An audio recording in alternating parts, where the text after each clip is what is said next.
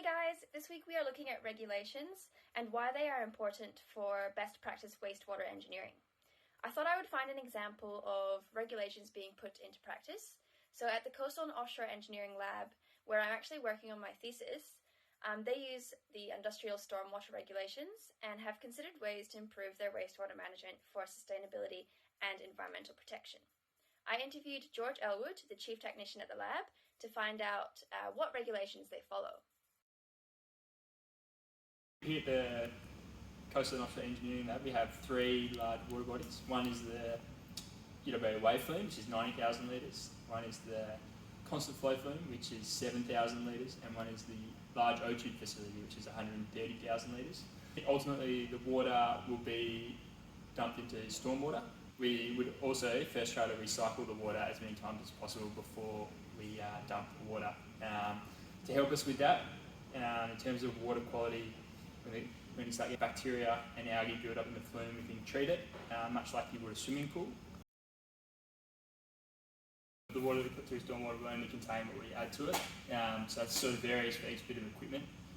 In the O-tube, which is a big recirculating current flume, we would do experiments that involve sand, so there'll be lots of silica sands. So in that instance, we actually have a sediment trap before the water flows into stormwater. We don't actually add anything into the water in the wave flume. There are some instances where we require really high quality water in the wave flume. In fact, we've actually had swimmers in the wave flume, so under those circumstances, we actually use a copper ionisation system, which is a chlorine-free water quality management. And the reason we do that is we don't want any chlorine in any of the flumes, as it's highly corrosive to our equipment, to our metal equipment. I think some labs might use microplastics in the water, but we don't use that because we don't have the filtration system to remove those particles from the water before we would dump the water into stormwater. So if you did want to use a plastic, you would have to have the appropriate filtration system. We source our water from the water mains provided by the Water Corp. We actually periodically review, they release some information on bacteria in the water, such as E. coli, metals, salts in the water. So we review those parameters to see the quality of the water that we're getting at the flume. As I mentioned, of particular interest is the chlorine content in the water. Is something we monitor. Yeah, great question. We're always striving for the best practice of our water management.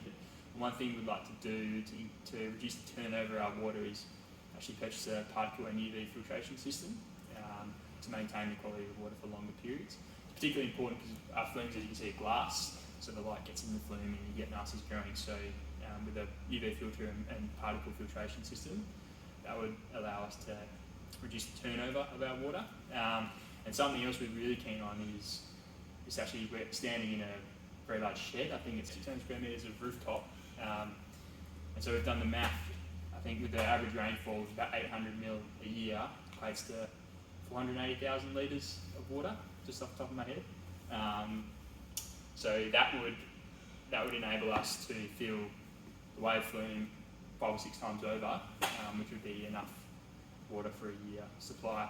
But not only that, it would have very low chlorine content as well, which would be good for the metal infrastructure within the flume. Some pretty smart solutions there from George. Check out my blog below to find out more.